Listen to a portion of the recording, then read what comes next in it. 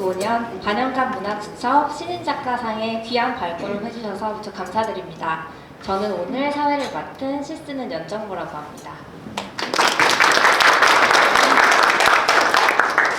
네, 신인 작가님들이 탄생하는 이 기쁜 자리에 제가 이렇게 사회를 맡게 되어 무척 영광인데요. 잘 아시다시피 문학수첩 신인작가상 시상식은 문학수첩 작가클럽의 송년회 자리이기도 합니다.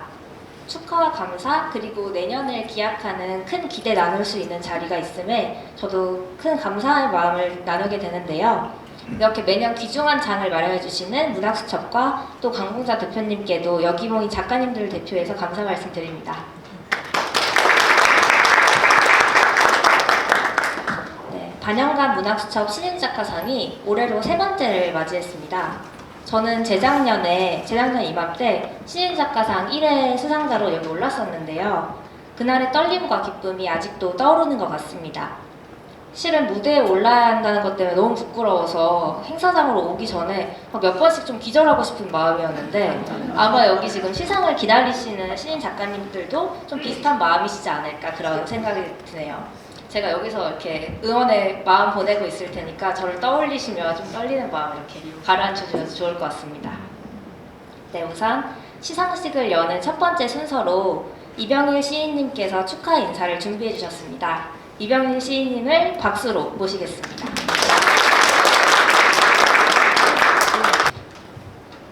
안녕하세요. 시 쓰는 이병일입니다. 작년에 제가 축사를 했는데요. 올해는 김병훈 선생님이 하기로 했는데 팜플렛에 그게 바뀌어가지고 제가 또 축사를 하게 됐습니다. 저는 오늘 예술가의 자세에 대해서 한번 이야기해 보려고 합니다. 먼저 2025년도 제3회 문학수첩 신인작가상을 수상하신 분들에게 축하의 말씀을 드립니다. 아시다시피 독수리는 70살 넘게 산다고 합니다. 독수리가 마흔쯤 되면 먹이를 낚아 후려치는 감각, 즉 몸의 리듬이 둔해진다고 합니다. 부리와 발톱이 안쪽으로 휘어 쓸모없게 된 것이지요. 그때 독수리는 죽음 가까이 자신을 몰아넣죠. 절벽의 부리를 으깨고 다시 새 부리가 돋길 기다립니다. 그 새 부리로 흰 발톱과 낡은 깃을 뽑아 새 몸을 얻는다고 합니다. 하여 고뇌하고 또 고뇌하는 힘으로 독수리는 30년을 더 산다고 합니다. 죽을 때까지 자신과 타협하지 않는 정신을 지닌 것이지요. 작가는 자신의 글에 의구심을 가지면서 가야 할 길을 가야 합니다. 독수리가 하늘을 생각하지 않고 살아갈 수 없듯이 작가는 상상력으로 밀어넣고 싶은 현실이 있어야 합니다. 그런데 글쓰기는 3, 4년 쓴다고 좋아지지 않습니다. 최소 10년 이상 글을 써야 피 흘리면서 살아가는 삶의 이야기를 포착할 수 있습니다. 저는 수많은 독수리 중에서 살을 먹지 않고 뼈만 좋아하는 수염수리를 알게 되었습니다. 세상 모든 독수리가 초식동물의 뼈와 내장을 탐하자 하이에나는 뼈에 붙은 냄새까지 핥고 지나갑니다. 더럽고 추한 파리떼만 뼈 위에 남았을 때 수염수리는 그걸 낚아채서 절벽으로가 떨어뜨린다고 합니다. 뼈가 빼지면 그 속에 든 골수를 빼먹고 산다는 것이죠. 지레 짐작했겠지만 저 기술을 익히는데 15년 이상 걸린다고 합니다. 남들이 다 거들떠보지 않는 것을 수염수리는 정신의 허기로 제 삶을 변화시킨 것이지요. 이번에 수상하신 분들은 저 수염수리같이 살아나갈 길을 만들어야 합니다. 백지에 서 있지 말고 백지 위에서 자신만의 길을 냈으면 합니다. 수상을 진심으로 축하드립니다. 고맙습니다.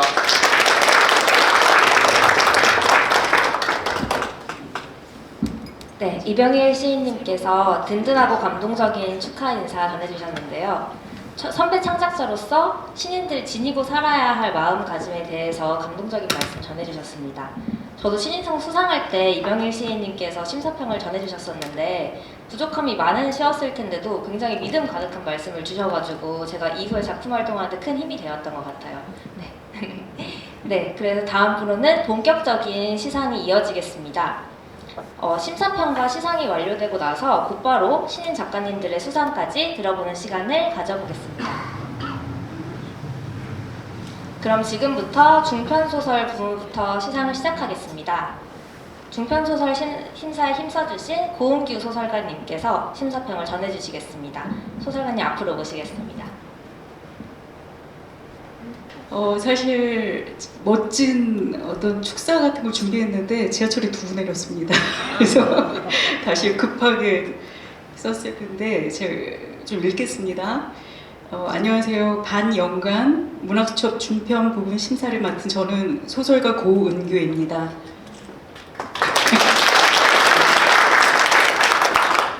수상하신 작가님들께 깊은 감사의 말씀 전하고요. 저는 2007년 개간, 그 당시 개간이었습니다. 문학수첩 그 단편 부분으로 등단을 해서 작품 활동을 시작했습니다.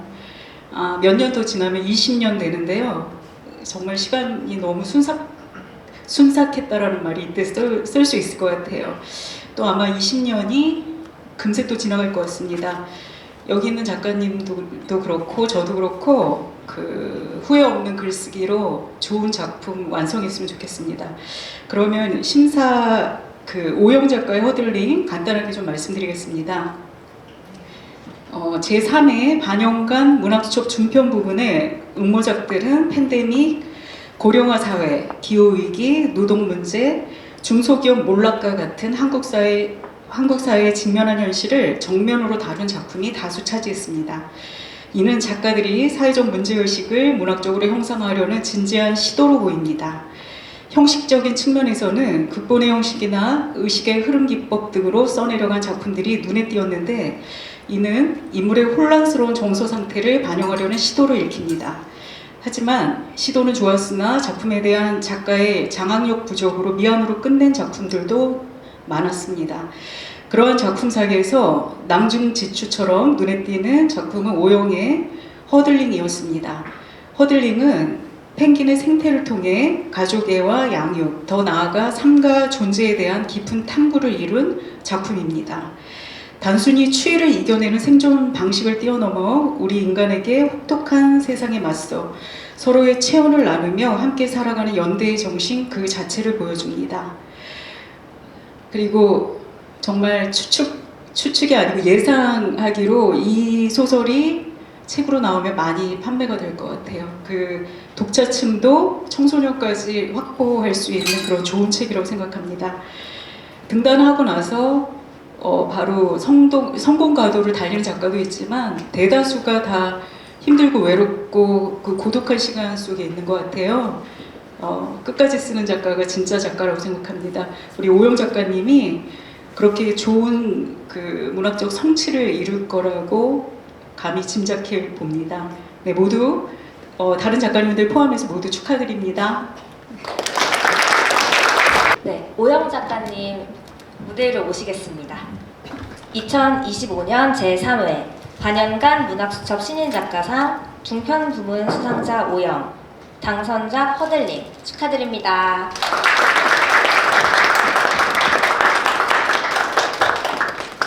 네, 저 앞에 봐주시면 두 분께 앞에 봐주시면 네, 사진 촬영 기념으로 한번 하도록 하겠습니다.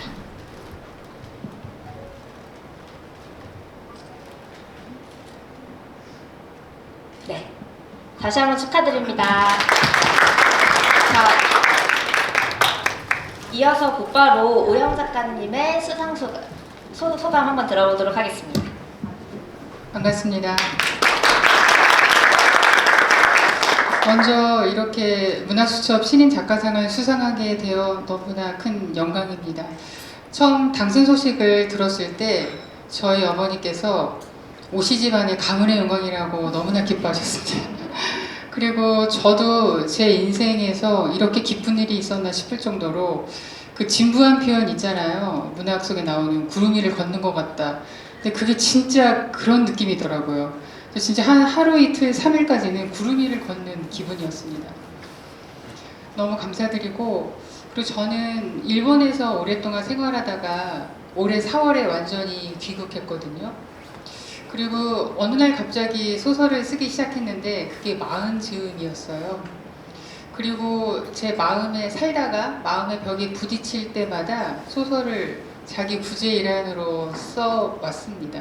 그때는 취미였고, 뒤돌아보니까 한 10여 년, 2년에 한 번 정도 이렇게 소설을 써왔다라는 것을 이번에 뒤돌아보고 좀 알게 됐습니다.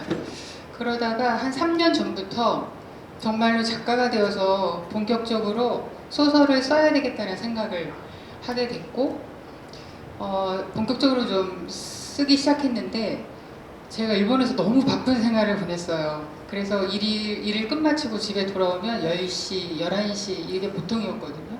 주말에도 일을 해야 됐고, 밥 먹고 씻고 12시 이후부터 소설을 쓴다는 게 체력적으로 너무 힘들었습니다. 그래서 어느 날 문득 이러다가는 작가가 되지 못하고 죽는 게 아닌가? 그런 생각이 들었고, 그러면 죽기 전에 정말 후회하겠다. 그런 생각이 들었습니다. 그래서 쉽진 않았지만 중대의 결심을 하고 30년 동안의 일본 생활을 3개월 동안 다 정리하고 들어왔어요. 그게 올해 4월이었고, 처음엔 지금은 한 도시에 정착을 했지만 처음에는 마땅히 있을 곳이 없었거든요. 그래서 저희 외할아버지께서 120년 전에 지었다는 시골집에 책상을 드리고 거기서 글을 썼습니다. 천장이 굉장히 낮고 창문이 없는 그런 골방 같은 곳이었어요. 글쓰기를 마음껏 할 수 있다는 게 너무 행복했지만 가끔은 나 이 골방에서 영원히 탈출하지 못하는 거 아닌가? 그런 생각이 들 때도 있었습니다. 저를 그런 불안과 공포의 골방에서 구원해주신 문학수청 강봉자 대표님 그리고 심사를 해주신 고은규 작가님께 진심으로 감사드립니다. 그리고 글쓰기 스승님이셨던 서유미 작가님에게도 진심으로 감사드립니다.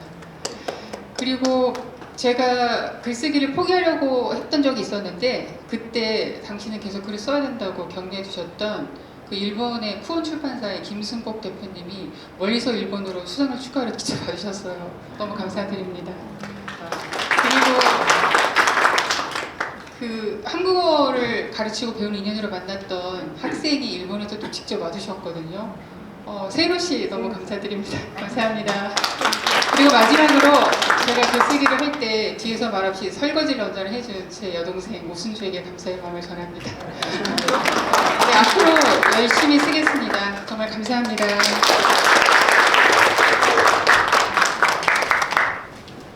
네, 다음으로는 단편소설 부문의 시상이 있겠습니다.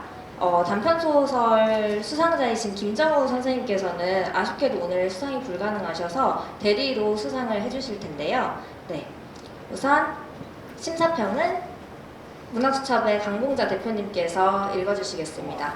수상하시는 분도 대리잖아요. 심사평도 대리로 하겠습니다.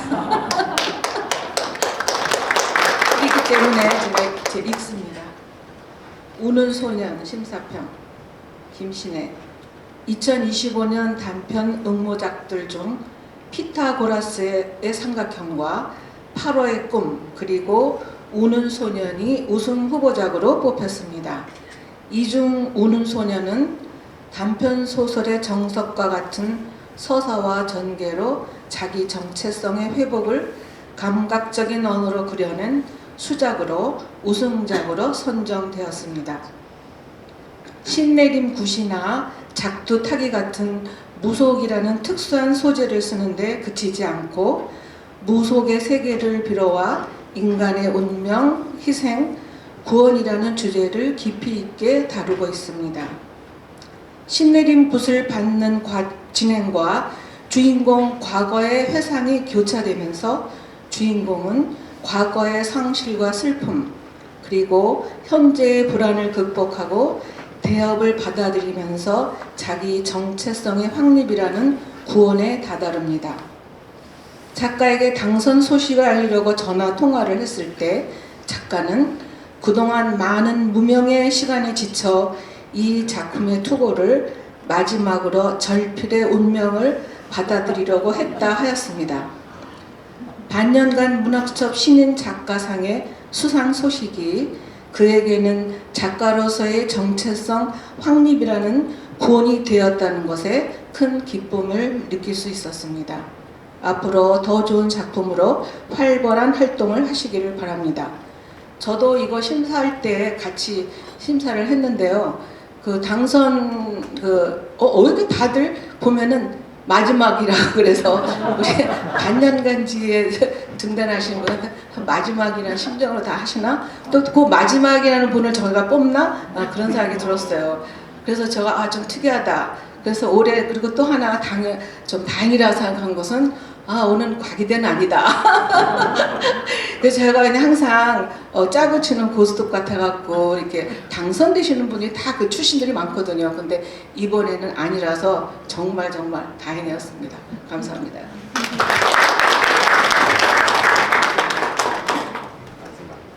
(2025년) 제3회 반년간 문학수첩 신인작가상 단편소설 수성자 김정우, 당선작 우는 소년 축하드립니다.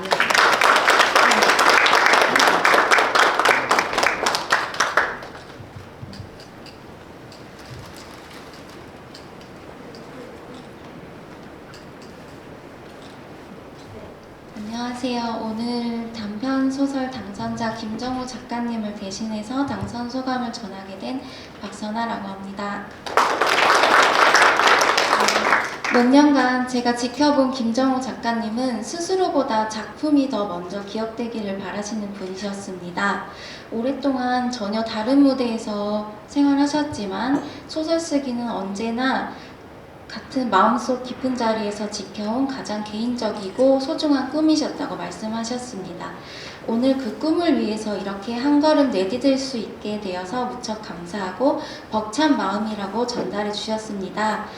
또한 이 길을 응원해 주시려고 이 시상식에 참석해 주신 스승님인 이갑수 작가님, 그리고 참석해 주려고 하셨지만 사정 때문에 마음만 참석해 주신 위수정 작가님, 이 두 분께 오늘 너무나 힘이 난다고 이 등단은 혼자가 아니라 함께 쌓아온 시간의 결실이라는 말을 꼭 전하고 싶어 하셨습니다.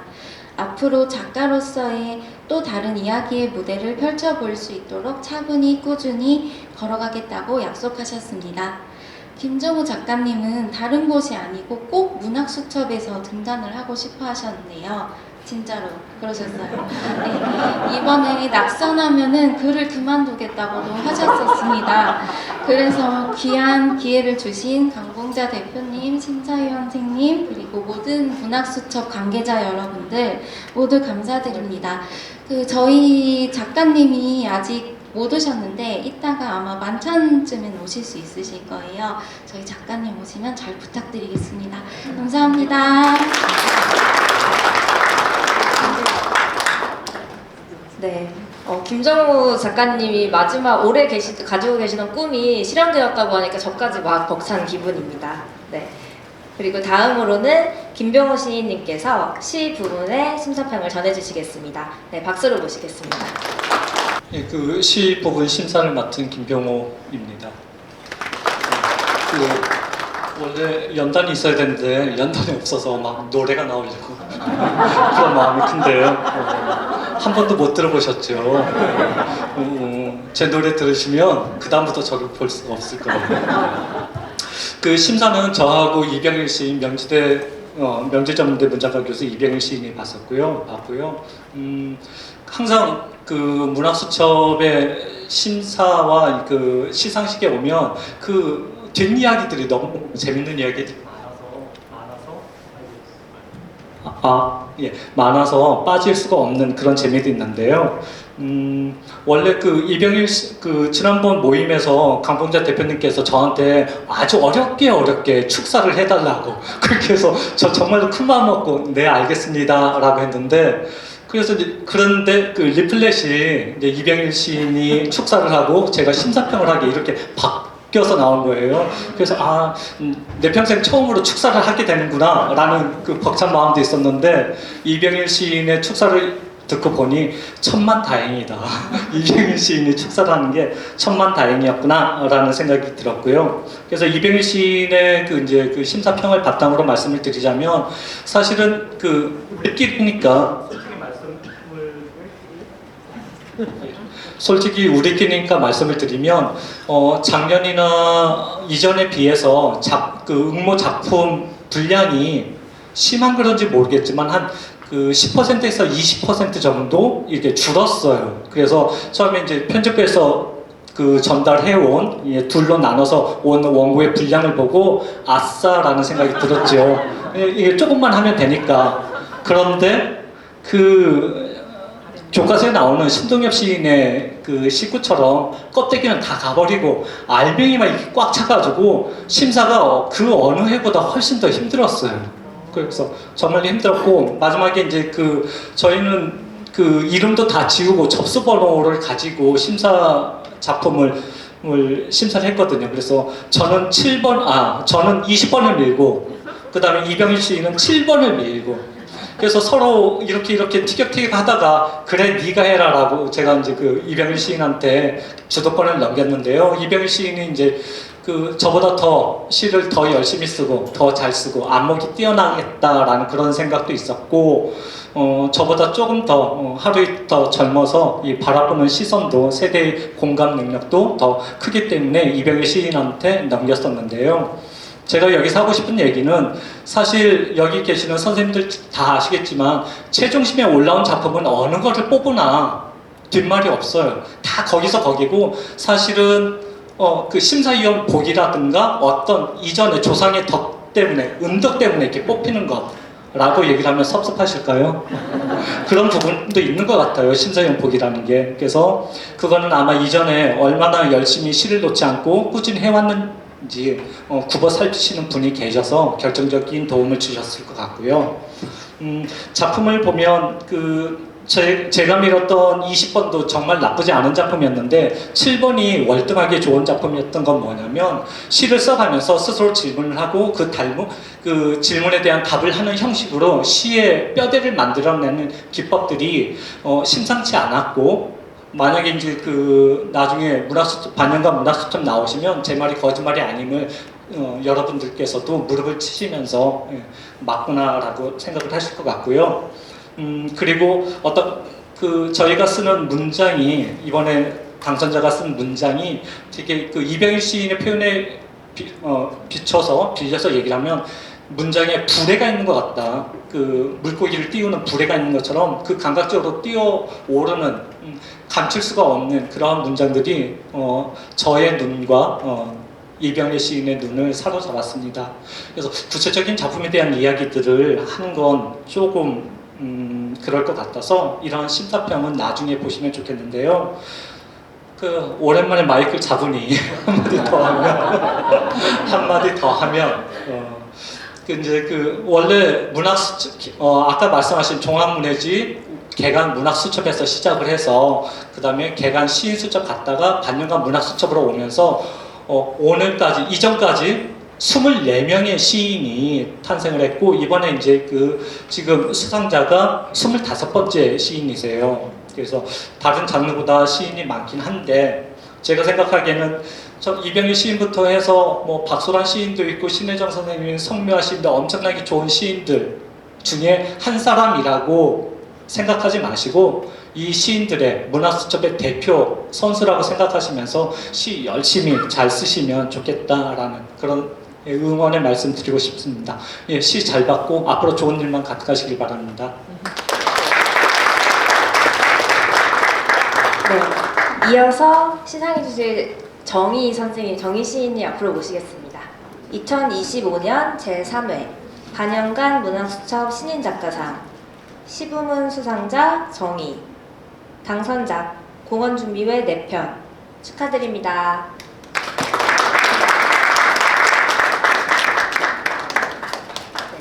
두 분 앞을 봐주시면 사진 한번 찍겠습니다.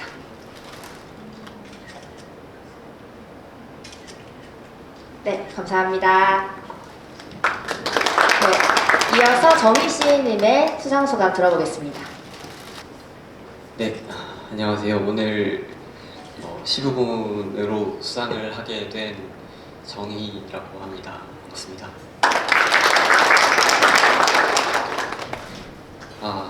제가 이거를 써올까 말까 고민을 많이 했는데 써올 걸 그랬습니다. 뭔가 앞에 연잔도 없고 하니까 더 불안하고 제가 무슨 말을 하게 될지 너무 겁이 납니다.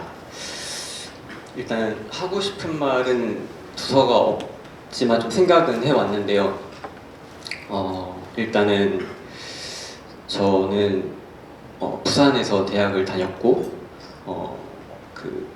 오랫동안 그러니까 학부 때는 시를 쭉 써왔었습니다.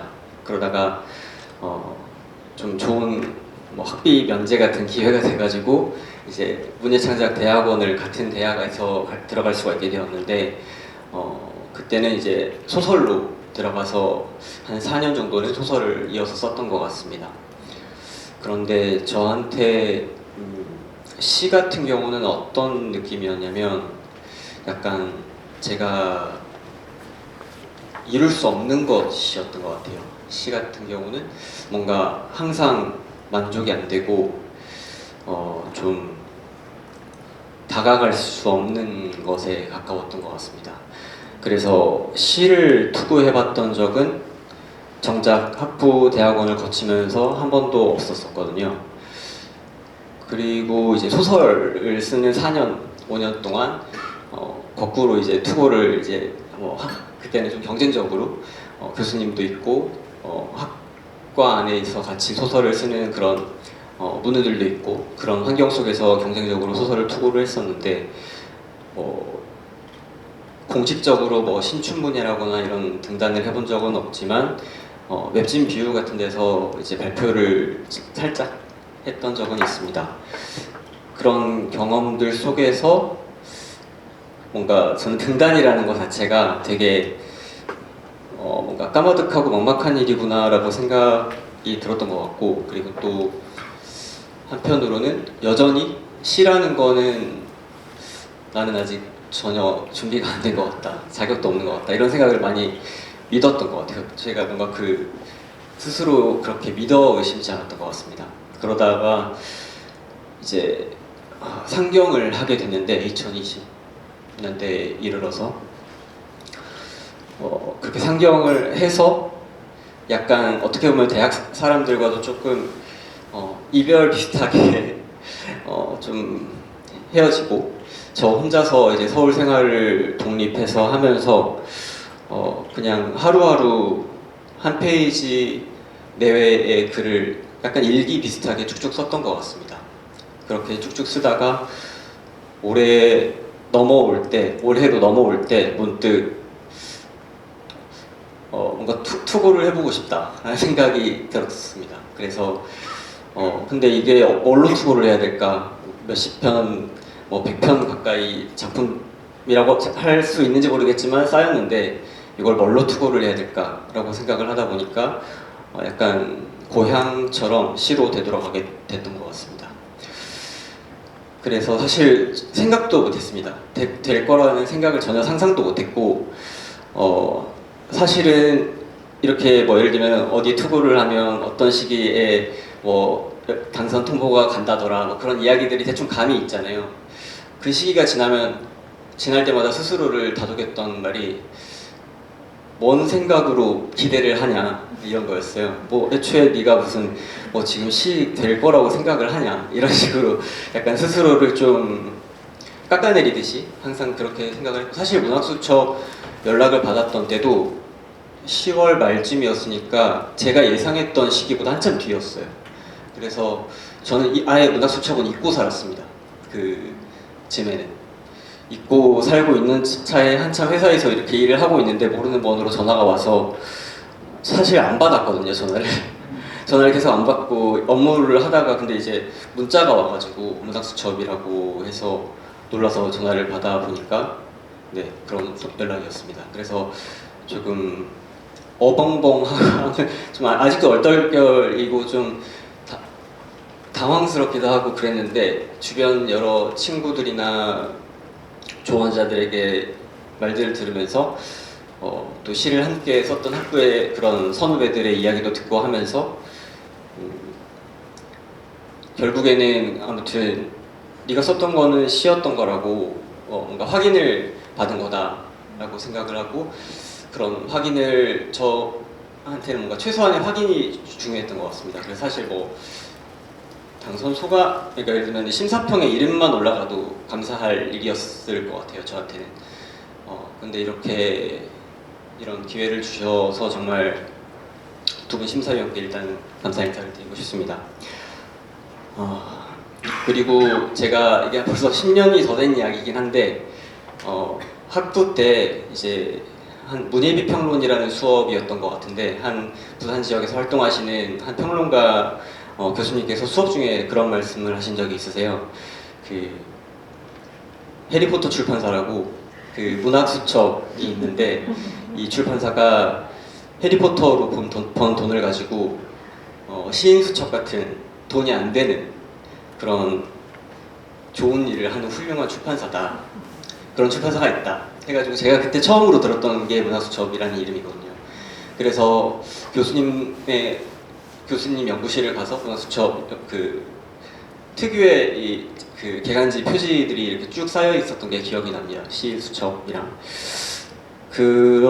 그런 말씀을 왠지 오늘은 꼭 전달을 모두에 좀 드리고 싶었습니다. 이런 뭐랄까, 제가 뭐 어쩌면 스치듯 들어보신 분도 계실 수도 있겠지만 비할 바는 아니지만 저도 한 2년 정도 그 독립문예지를 반년간으로 비리시라는 독립문예지를 만들었었습니다. 그래서 정말 비할 바는 아니지만 보이지 않는, 겉으로 보이는 것보다 얼마나 큰 노고가 들어가는 일인지를 조금은 알고 있습니다. 그래서 이런 무대와 지면을 만들어주신 모든 분들께 이 자리를 빌어서 감사를 드리겠습니다. 감사합니다.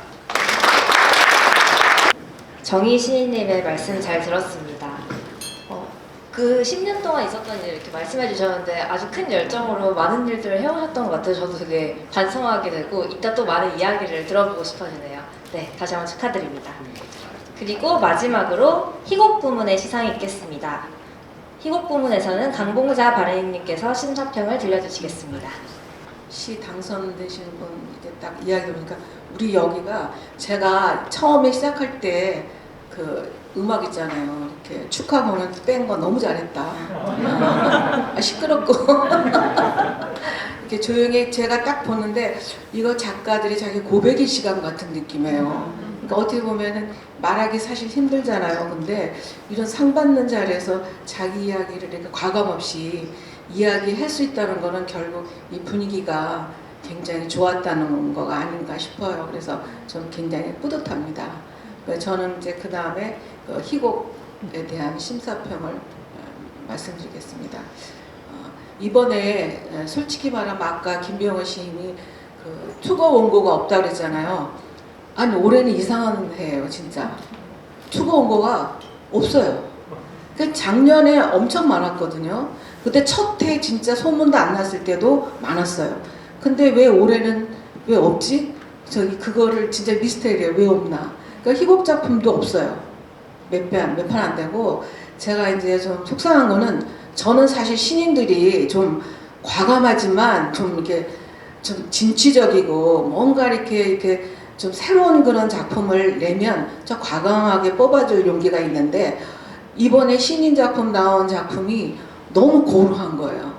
기성 작가보다. 그래서 너무 실망했어요. 그래서 뭐가 잘못된 건가? 이게 다시 이렇게 우리가 공고를 할 때 어떤 그런 멘트를 넣어줘야 되나? 그런 생각이 조금 들었어요.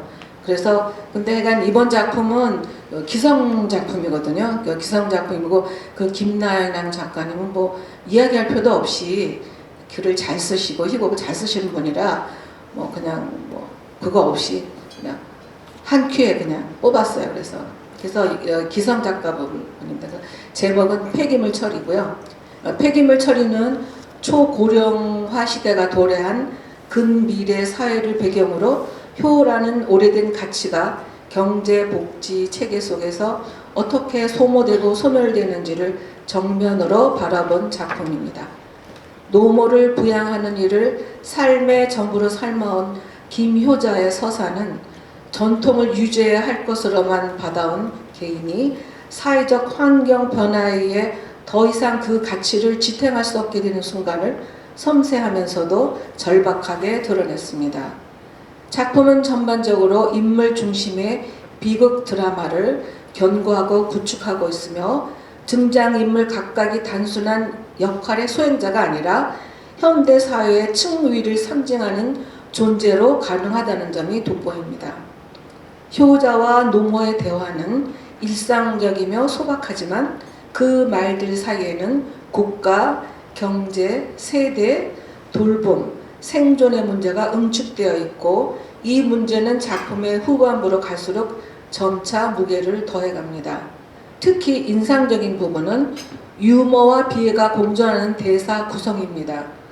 노모의 몸과 삶을 둘러싼 장면들은 때로는 우스꽝스럽게 보이지만 그 웃음은 결코 가볍지 않고 오래된 삶의 버팀목이자 두려움의 마지노선으로 기능하며 작품은 그 지점을 정교하게 포착합니다. 이는 익숙한 한국적 정서를 정확하게 건드리는 힘을 가지고 있습니다. 다만 작품 후반부에 다양한 사회적 입장을 대표하는 인물들이 연달아 등장하면서 서사의 호흡이 다소 장면 중심으로 분절되는 면이 있습니다. 이는 메시지를 명확히 전달하는 대신 관객에게 다소 장황하게 느껴질 여지가 있습니다. 무대와 과정에서 장면의 압축과 리듬 조정이 병행된다면 주제의 설득력은 한층 더 날카롭게 응집될 것입니다.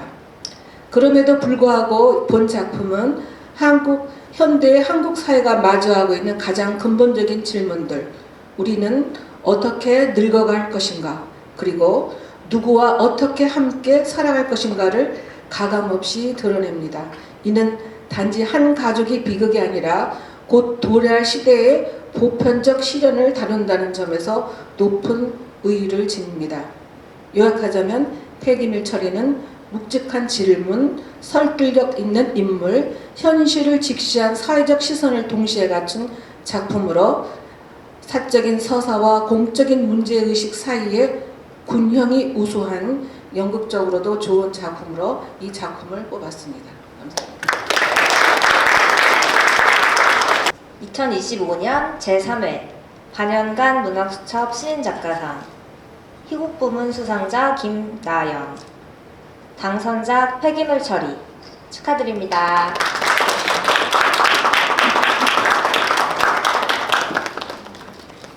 네, 두 분 앞에 봐주시면 촬영 한번 하겠습니다.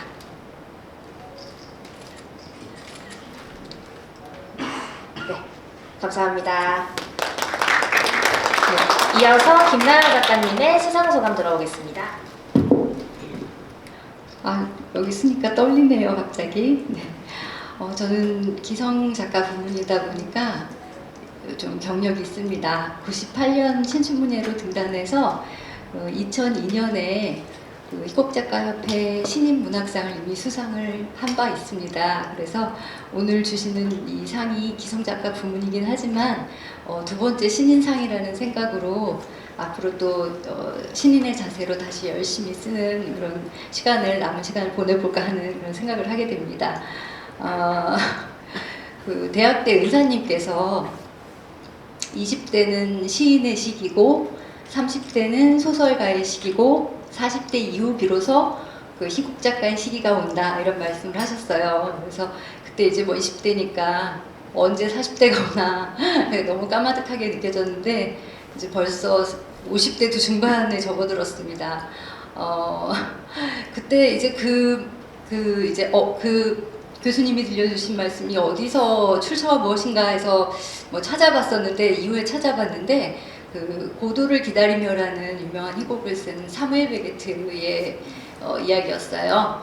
아마도 본인이 그 시와 소설을 쓰다가 40대 후반쯤 돼서 고도를 기다리며라는 희곡을 처음으로 쓰고 노벨 문학상까지 받게 됐거든요. 아마 그래서 그런 말을 하지 않았나라는 생각이 듭니다. 네, 시인분한테 예전에 이런 얘기를 들은 적이 있어요. 시인 5이 술을 마시면 10명이 취해서 집에 간다. 네, 오늘 뭐 술도 준비되어 있는지 모르겠지만 즐겁게 또 송년 자리 마련해 주셔서 감사하고 즐겁게 보내신 다음에 또 날이 좋고 굳어서 땅이 질척거리는데 조심해서 귀가하셨으면 좋겠습니다. 네, 감사합니다.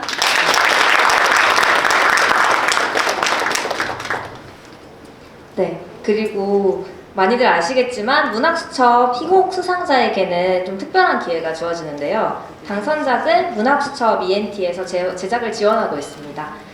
네, 희곡으로 지면에서 볼 날도 기대되지만 연극으로 또 무대 위에서 만날 날도 너무너무 기다려지는 작품입니다. 네, 네, 다음으로는 이제 행사가 막바지로 접어들고 있는데요. 오늘 이 자리를 위해 힘써주신 반연강 문학수첩의 발행인 강봉자 대표님께서 말씀 전해주시겠습니다. 큰 박수로 맞이해주시기 바랍니다. 자주 무대에 올라오네요. 아유, 감사합니다. 오늘 4분 진짜 진심으로 축하드리고요. 그 기쁨, 그 설레는 기쁨, 이거 이번이 마지막이야, 이거 아니면 나는 뭐 절필을 하겠다는 등 하여간에 어떤 절박한 그런 심정이 일단 상을 이렇게 주고 상을 받았을 때 얼마나 기쁘겠는가. 진짜 그거가 저도 이렇게 막 저까지 그 감정이 이렇게 또 물려오는데, 그래서 신인들의 그 신을 뽑는 자리가 물론 저희가 뭐 작품상을 할 수도 있고, 그런데 제가 신인상을 좋아하는 거 뭐냐면 그 신인들의 그 순수한 마음 있잖아요. 이렇게 설레는 마음. 그게 사실 너무 좋아서 사실은 저희 그 출판사에서는 작품상은 안 뽑고 신인상만 뽑아요. 왜냐하면 그게 처음에 시작하는 사람들의 힘을 주고 용기를 주는 거가 얼마나 큰 일이고, 이렇게 나락에 빠졌을 때 별거 아니지만 이렇게 손을 잡아주면 그 사람은 일어나잖아요. 그렇게 일어나는 기회를 만들어주는, 물론 저희가 큰 자리는 아니지만 그 하나의 그 손을 잡아줘서 그 사람이 일어나게 해준다는 그 자체가 저는 굉장히 중요하다고 봅니다. 그래서 저도 굉장히 기쁘고요. 그리고 이 자리는 이게 작가 클럽하고 같이 송년회를 겸하고 있는데 이제 다 한 시구거든요. 시구가 됐기 때문에 저희가 또 특별한 건 뭐냐면 이 작품 신인들을 뽑는 그 심사위원들이 외부 사람들이 아니에요. 다 여러분들이에요. 그러니까 이번 신인을 뽑힌 사람이 언제 자기가 그 밑에 있는 또 신인들을 위해서 심사를 할지 모르는 거예요. 그러니까 자기가 우리 그 식구들 중에서 우리 식구를 뽑는 거예요. 각자. 그렇기 때문에 서로 더 친밀하고 더 좋은 것 같아요. 그래서 이런 이 모임이, 저희가 가족적인 모임이 저는 너무 좋고요. 또 이렇게 저기 작년에 신인들 얼굴 보니까 너무 좋고 그 전 신인들 보니까 또 좋고, 이거 신인들의 설렘이 너무 좋고, 또 오늘에 또 맞이하는 신인들 보니까 너무 좋고요. 그래서 그러니까 너무 기쁘고 감사합니다. 그래서 여러분들도 이제 이번에 신인들 전부 다 작가 클럽의 회원이 되신 거잖아요. 그래서 같이 이렇게 활동해 주시고, 또 모르는 데서 선배들한테 물어보고 또 서로 협조하고, 그리고 또 이번에 또 좋은 게 뭐냐면 그 작가님들이 건의를 한 거가 있어요. 왜냐하면 우리가 만나서 그냥 뭐 술만 먹고 수다만 떨다 갈 게 아니라 뭔가 그래도 이렇게 만나면서 좋은 일을 하자, 의인 일을 하자. 그래서 그게 뭔가 제가 건의한 게 아니에요. 그러니까 작가님들이 이 문학수첩 작가 클럽에서 건의한 건데, 우리가 저는 뭐 엔솔로지를 하자. 그래서 그거를 건의가 왔어요. 그래서 그럼 좋다. 뭐를 하든지 밀어주겠다. 그래서 벌써 한 팀이 이제 제의가 들어와서 작가 구성이 됐어요. 그래서 뭘 할 것인가 된 것처럼 여러분도 뭐 좋은 아이디어가 있으면은 서슴없이 저한테 이야기해 주시면 돼요. 그러면 뭐 그거를 다 들어줄 수는 없지만 그래도 가능하면 들어줄 수 있도록 제가 힘껏 밀어주겠습니다. 그러니까 여러분들은 저를 믿고 또 저는 또 여러분을 믿고 우리가 같이 열심히 글을 쓰고 행복하게 지냈으면 좋겠습니다. 오늘 너무너무 감사합니다. 감사합니다.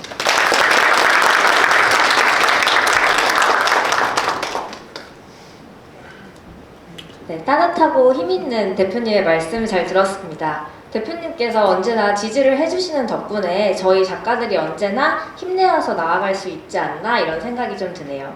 네, 이제 행사를 마무리할 시간인데요. 오늘 수상하신 이 작가님들을 실제로 뵙고 또 이렇게 이야기를 들을 수 있어서 저 또한 너무너무 영광이었습니다. 오늘 수상하신 네 작가분들께 문은 가득하시기를 바라며 네, 저는 이만 내려가 보도록 하겠습니다. 오늘 저녁 식사 전에 마지막으로 여기 다 같이 모여서 기념사진을 한번 촬영할 예정인데요. 네, 부끄러워하지 마시고 네, 앞으로 나와주시면 감사하겠습니다.